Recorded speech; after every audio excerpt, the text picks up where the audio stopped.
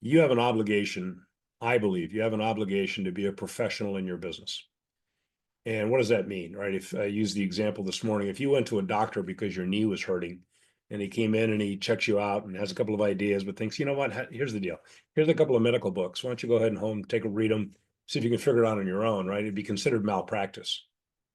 And so if you want to be considered a pro, you have to self-educate. You have to make sure you're contemporary.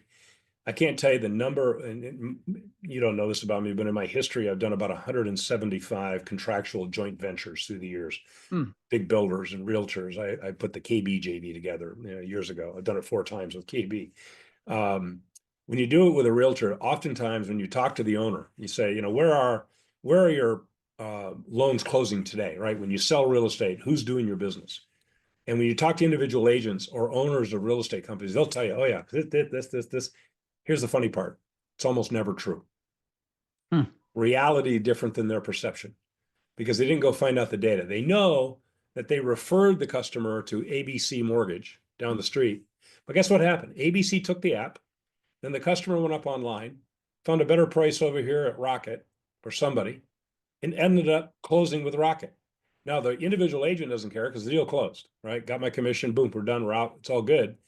But the point being is, if it's very easy to not know your own market because everything is changing so rapidly around you.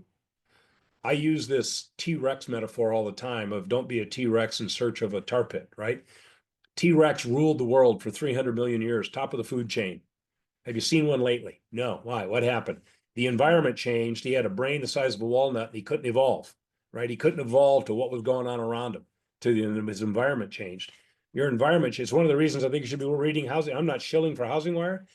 Read. Start first Yeah. with read. Be informed, right? And then I know through your Real Trends and Altos and others, you bring a lot of that data forward into some of the work you do in Housing Wire.